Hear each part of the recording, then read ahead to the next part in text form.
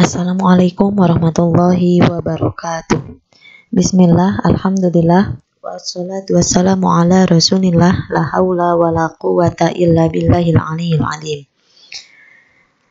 Apa kabar semuanya anak-anak? Pada kesempatan kali ini mudah-mudahan kita senantiasa selalu ada dalam lindungan Allah Subhanahu wa taala, selalu diberikan kesehatan dan selalu diberikan perlindungan oleh Allah Subhanahu wa taala.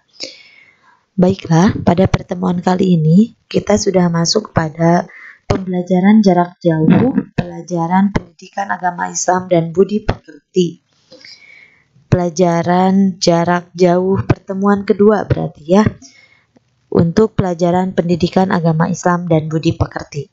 Jangan lupa like, subscribe, dan komen dengan nama lengkap dan kelas masing-masing. Materi kita kali ini adalah tentang hijrah ke Madinah, merupakan sebuah kisah yang sangat membanggakan.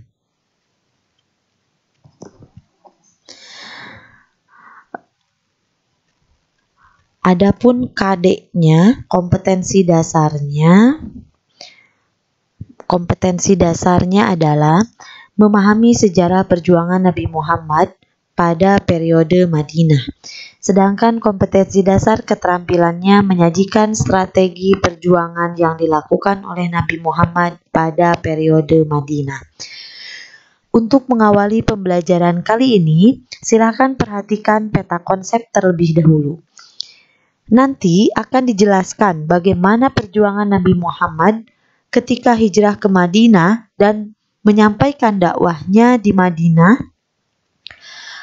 Kalian harus mampu mempelajari dan memahami kronologi peristiwa hijrah, harus mampu mengkaji dan memahami strategi dakwah di Madinah, hingga terakhir harus mampu meneladani nilai-nilai perjuangan Rasulullah ketika di Madinah. Yang terpenting adalah meneladani nilai-nilai perjuangan Rasulullah ketika hijrah ke Madinah. Baik, materi kali ini diawali dengan materi yaitu sebab-sebab Rasulullah Shallallahu Alaihi Wasallam melakukan hijrah ke Madinah. Setelah Nabi Muhammad Shallallahu Alaihi Wasallam berdakwah dengan cara terang-terangan di Mekah dan mendapatkan hantaman berupa siksaan, berupa hinaan dari kaum kafir Quraisy dengan cara yang tidak segan-segan. Berbagai cara dilakukan oleh orang kafir Quraisy agar Nabi Muhammad tidak meneruskan dakwahnya dan memberhentikannya pada waktu itu pula. Namun Nabi Muhammad terus bersemangat untuk melakukan dakwah dan menyebarkan Islam pada masa itu kepada orang-orang kafir Quraisy. Bertahun-tahun Nabi Muhammad SAW menyampaikan Islam di Mekah, tetapi hasilnya sangat sedikit yang mengikuti ajarannya. Pada saat Nabi Muhammad SAW membutuhkan dorongan dan motivasi dari orang-orang terdekatnya, justru istrinya, yaitu Siti Khadijah, pamannya Abu Thalib berpulang ke rahmatullah dalam waktu yang hampir bersamaan. Kehilangan kedua orang tersebut merupakan masalah yang serius bagi Nabi Muhammad dalam menjalankan dakwah Islamiyah di Mekah. Peristiwa menyedihkan itu kemudian disebut dengan tahun duka atau disebut dengan Amul Huzn. Di tengah kesedihannya, Nabi Muhammad SAW mengalami peristiwa yang luar biasa, yaitu peristiwa Isra dan Mi'raj. Peristiwa itu terjadi setahun sebelum Nabi hijrah ke Madinah, tepat pada tanggal 27 Rajab tahun 621 Masehi. Pada peristiwa itu, Allah memperlihatkan tanda-tanda keagungan dan kekuasaannya sebagai penghibur bagi Nabi Muhammad yang sedang dirundung dengan kesedihan yang amat dalam. Peristiwa ini memberikan pelajaran yang sangat berharga kepada Nabi Muhammad. Pada peristiwa tersebut, Nabi Muhammad SAW menerima perintah sholat 5 waktu dalam sehari semalam. Setelah Isra dan Mi'raj, Nabi Muhammad SAW meneruskan dakwahnya dan mengabarkan peristiwa peristiwa yang dialaminya. Namun kabar tersebut membuat orang kafir Quraisy beranggapan bahwa Nabi Muhammad adalah orang yang sangat pembohong dan itu adalah berita bohong. Usaha-usaha pembunuhan yang dilakukan oleh orang kafir Quraisy terhadap Nabi Muhammad pun sering dia lakukan dan terus dia galakan. Setelah Allah Subhanahu wa taala menyuruhnya, setelah itu Allah Subhanahu wa taala menyuruhnya untuk hijrah ke Madinah. Jadi awalnya Nabi Muhammad itu berdakwah di Mekah, menyebarluaskan Islam di Mekah. Namun keadaan seperti itu, maka Allah memerintahkan kepada Nabi Muhammad untuk segera hijrah ke Madinah. Sehingga arti dari hijrah adalah berpindah dari Mekah ke Madinah, begitu ya. Kemudian kita lanjutkan kepada berita gembira dari kota Yasrib. Yasrib itu adalah Madinah saat ini ya. Jadi namanya ini berita gembira dari kota Yasrib. Awalnya pada tahun 620 Masehi, Nabi Muhammad bertemu dengan 6 orang Yasrib dari kabilah Hajraj yang berziarah ke Mekah. Dalam pertemuan tersebut, Nabi Muhammad mengajak mereka untuk masuk Islam. Mereka menyambut dengan baik ajakan itu dan menyatakan dirinya masuk Islam. Mereka pula memberitahu tentang Islam kepada masyarakat Yasrib yang lainnya pada masanya. Kemudian pada tahun 621 Masehi, seorang Muslim Yasrib beserta 6 orang teman yang lainnya sebagai utusan kabilah Hajraj dan Aus mendatangi Nabi Muhammad. Keenam tersebut ternyata masuk Islam dan melakukan perjanjian di tempat yang bernama Aqobah. Sehingga disebutlah perjanjian Aqobah pertama, yang memiliki isi perjanjiannya, kami tidak akan menyekutukan Allah Subhanahu wa taala dengan sesuatu yang lain. Kami tidak akan mencuri, tidak akan berzina, dan kami tidak akan membunuh anak-anak kami, serta kami tidak akan saling memfitnah, dan kami tidak akan mendurhakai Nabi kita, yaitu Nabi Muhammad SAW. Namun ternyata tidak cukup sampai sana.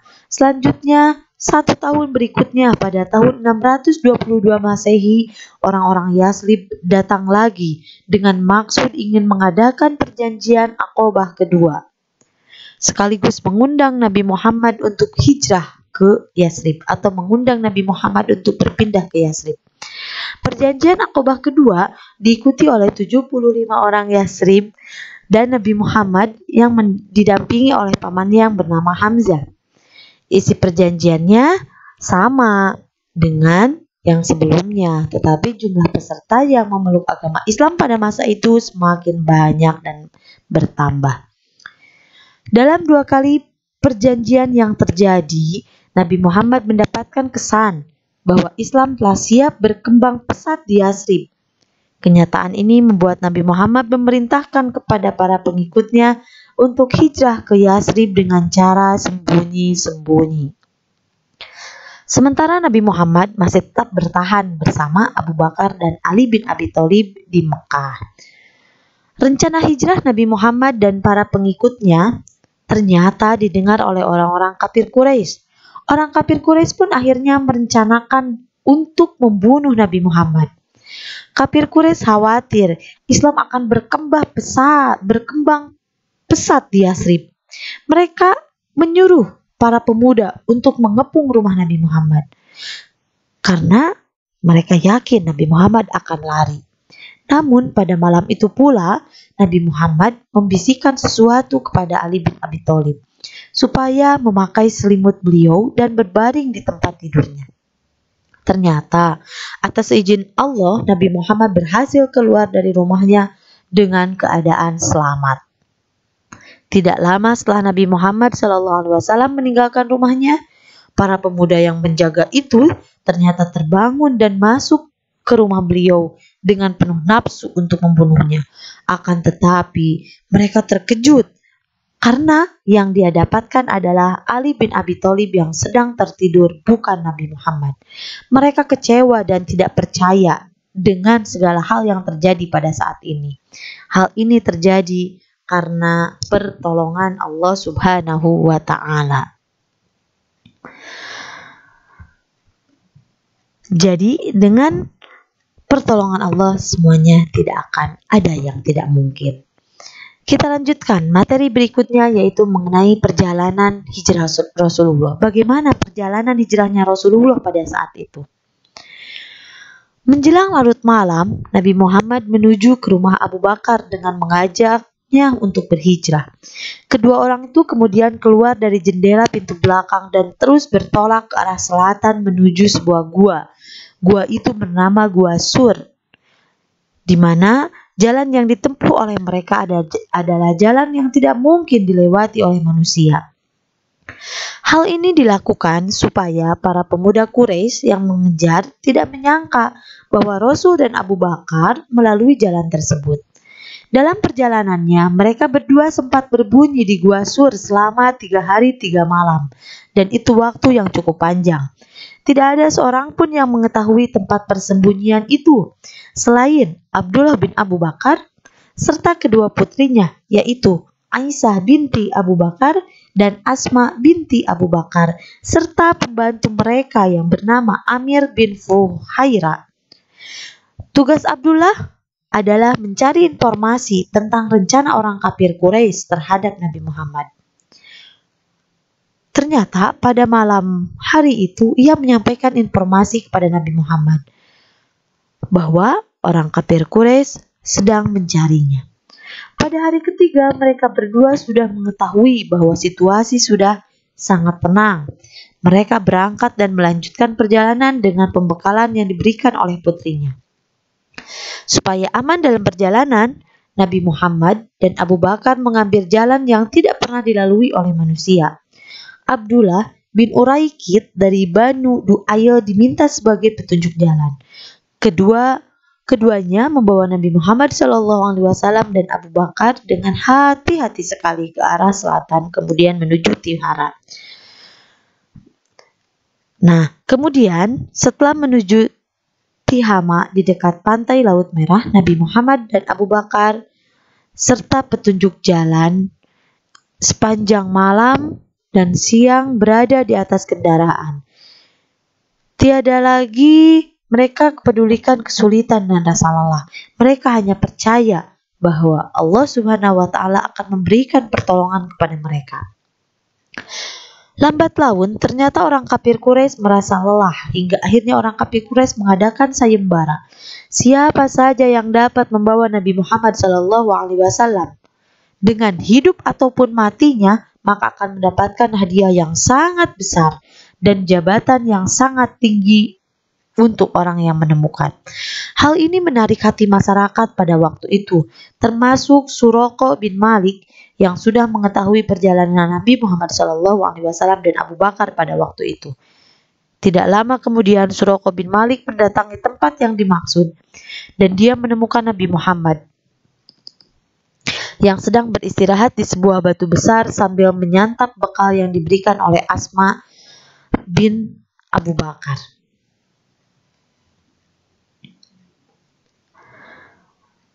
Namun, setiap kali Suraqah bin Malik mendekati rombongan Nabi Muhammad, kudanya selalu tersungkur dan terjatuh. Hal ini berulang kali sampai keempat kalinya. Suraqah yang percaya kepada dewa berpikir bahwa ini adalah pertanda buruk sehingga dia mengurungkan niatnya dan kembali ke Mekah. Selama 7 hari terus-menerus mereka berjalan. Mereka hanya beristirahat di bawah panas membara musim kemarau dan berjalan lagi di sepanjang malam mengarungi lautan padang pasir hanya karena adanya ketenangan hati kepada Allah, membuat hati dan perasaan mereka terus lebih aman. Mereka selalu yakin bahwa Allah selalu bersama mereka. Di tengah perjalanan menuju Madinah, Rasulullah singgah di Quba, sebuah desa yang terletak 2 mil di sebelah selatan Madinah. Di sana beliau membangun sebuah masjid. Masjid itu menjadi masjid pertama dalam Islam. Beliau singgah selama 4 hari untuk selanjutnya meneruskan perjalanan ke Madinah. Pada hari Jumat pagi, beliau berangkat dari Quba dan tiba di perkampungan Bani Salim bin Auf tepat pada waktu sholat Jumat. Sholatlah beliau di sana. Inilah sholat Jumat pertama di dalam Islam. Khutbahnya pun merupakan khutbah pertama di dalam Islam. Nabi Muhammad dan Abu Bakar tiba di Madinah pada tanggal 12 Rabiul Awal. Kedatangan beliau telah dinanti-nanti masyarakat Madinah. Pada hari kedatangan Nabi Muhammad dan Abu Bakar, masyarakat Madinah sudah menunggu di jalan yang akan dilalui oleh Nabi. Lengkap dengan regu genderang, mereka mengeluh-elukan Nabi Muhammad SAW dengan genderang yang gemuruh diselingi dengan nyanyian yang sengaja digubah dan keperluan penyambutan. Saking merasa bangganya mereka selalu menyambut datangnya Nabi Muhammad dan Abu Bakar pada waktu itu. Bulan purnama telah muncul di tengah-tengah kita. Dari celah-celah bebukitan, wajiblah kita bersyukur atas ajakan kepada Allah. Wahai orang-orang yang dibangkitkan untuk kami, kau datang membawa sesuatu yang dinanti. Itulah syair penyambutan Nabi Muhammad SAW. Jadi pada masa itu, masyarakat Madinah sangat membanggakan Nabi Muhammad, menyambut dengan baik, menyambut dengan bahagia kedatangan Nabi Muhammad ke Madinah. Hingga akhirnya Nabi Muhammad sudah melakukan hijrah dari Mekah ke Madinah, dan pada waktu itu pula dari hari itu pula Nabi Muhammad sudah memulainya dakwah di Madinah.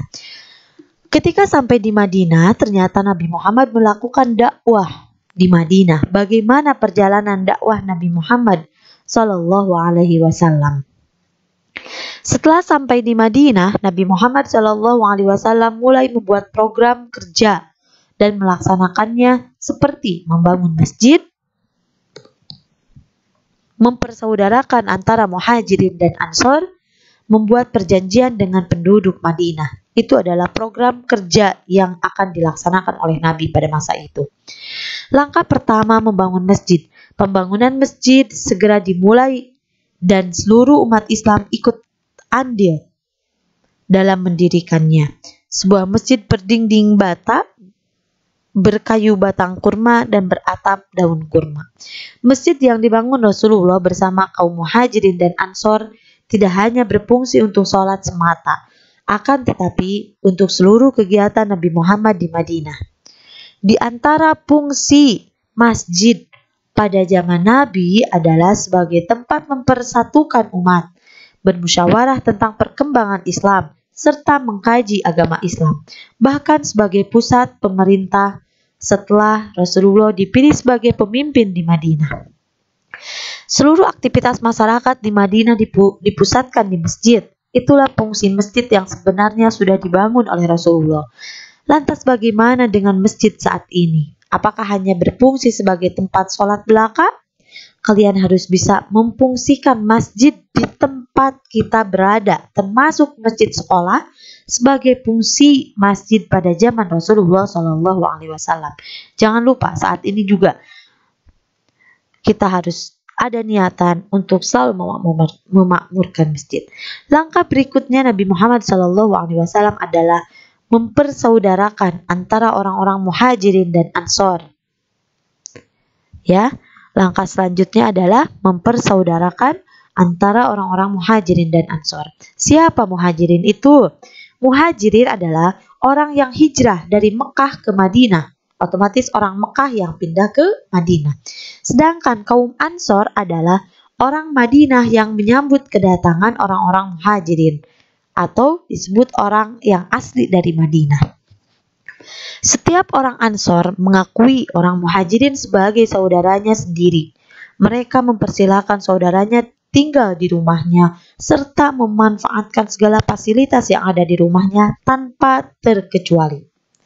Di antara para sahabat yang dipersaudarakan pada masa itu adalah dari kaum muhajirin, dipersaudarakan dengan Harijah bin Juhair dari Ansor. Kemudian Umar bin Khattab dipersaudarakan dengan Itban bin Malik dari kaum Ansor. Bilal bin Rabah dari kaum muhajirin dipersaudarakan dengan dengan Abu Ruwaihah dari Ansor. Amir bin Abdillah dipersaudarakan dengan Sa'ad bin Mu'az. Abdurrahman bin Auf dipersaudarakan dengan Sa'ad bin Robi. Jubair bin Awam dipersaudarakan dengan Salamah bin Salamah. Utsman bin Affan dipersaudarakan dengan Aus bin Sabit. Tolhah bin Ubaidillah dipersaudarakan dengan Ka'ab bin Malik. Abu Huzaifah bin Utbah dipersaudarakan dengan Ubah bin Bashir. Ammar bin Yasir dipersaudarakan dengan Huzaifah bin Al-Yaman. Nah, langkah ini menjadi simpati seluruh lapisan masyarakat Madinah. Orang-orang muhajirin merasa nyaman dan tentram berada di Madinah. Meskipun bukan tinggal di rumah sendiri, mereka melakukan kegiatan dan interaksi dengan penduduk Madinah, selalu saling tolong-menolong, sehingga suasana Madinah menjadi indah dan menyenangkan.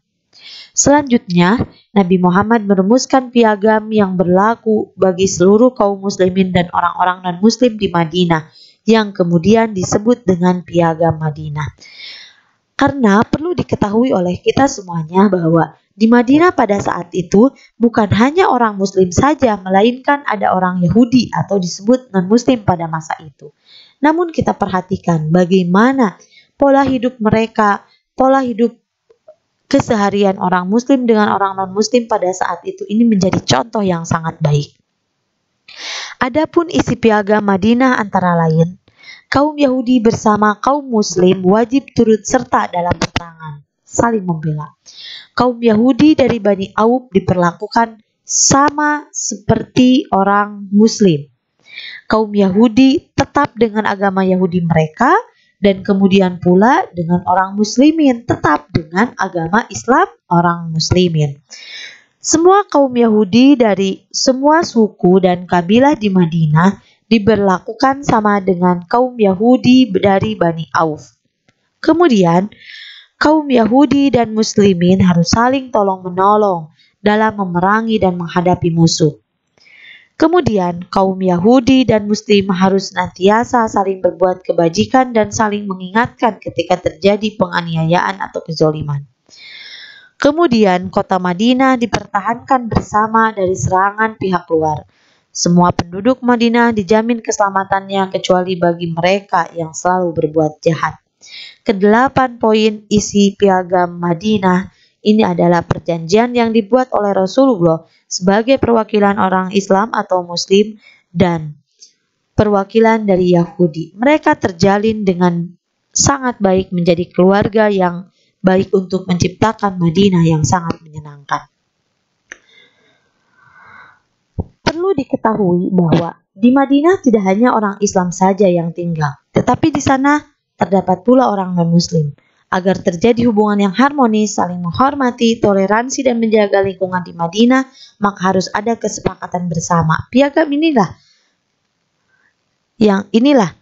yang oleh Ibnu Hisham disebut sebagai Undang-Undang Dasar Negara dan Pemerintahan Islam yang pertama. Isinya mencakup antara lain kemanusiaan, keadilan sosial, toleransi beragama, dan gotong royong. Nah, dengan program-program cerdas yang dilakukan oleh Nabi Muhammad Shallallahu Alaihi Wasallam, menjadikan Madinah sebagai daerah yang sangat maju baik dalam peradaban maupun kebudayaan, sehingga terkenalah dengan sebutan Madinah Al-Munawwaroh atau kota yang bercahaya. Dari sinilah asal usul ungkapan Al-Madinah Al-Munawwaroh yang memiliki arti kota yang sangat bercahaya. Kemudian di sini ditampilkan rangkuman isi dari materi yang Ibu sampaikan. Pertama, hijrah memiliki arti yaitu pindah. Hijrah Rasul artinya perpindahan Rasul beserta sahabatnya dari mana? Dari Mekah ke Madinah. Yang kedua, cara meneladani Rasulullah SAW adalah memahami bagaimana beliau bisa menyatukan penduduk di Madinah dengan berbagai macam keyakinan, membuat suatu kebijakan di mana seluruh kelompok tidak ada yang tersinggung dan tersakiti. Ketiga, penyebab Nabi Muhammad hijrah adalah pertama, karena atas perintah Allah. Kedua, karena serangan kafir Quraisy Mekah yang semakin meningkat. Ketiga, karena ada harapan baru untuk mengembangkan Islam di Madinah. Keempat, Muhajirin adalah orang-orang Mekah yang hijrah, sedangkan Ansor adalah orang-orang Madinah yang menyambut kedatangan kaum Muhajirin. Kelima, yang dilakukan Nabi Muhammad SAW di Madinah adalah membangun masjid, kemudian mempersaudarakan antara kaum Muhajirin dan kaum Ansor. Ketiga, membuat perjanjian dengan penduduk Madinah. Adapun perjuangan Rasulullah di Madinah dalam rangka mempersatukan umat Islam dengan umat yang lain adalah membuat perjanjian yang sangat monumental yang disebut dengan Perjanjian Madinah atau Piagam Madinah. Terima kasih atas perhatiannya, semoga ilmunya bermanfaat. Jangan lupa diambil poin-poin terpentingnya. Setelah mendengarkan video lengkap ini, sekali lagi Ibu ingatkan jangan lupa like, subscribe, dan komen pada video kali ini. Terima kasih atas perhatiannya. Jazakumullah khairan katsiran. Assalamualaikum warahmatullahi wabarakatuh.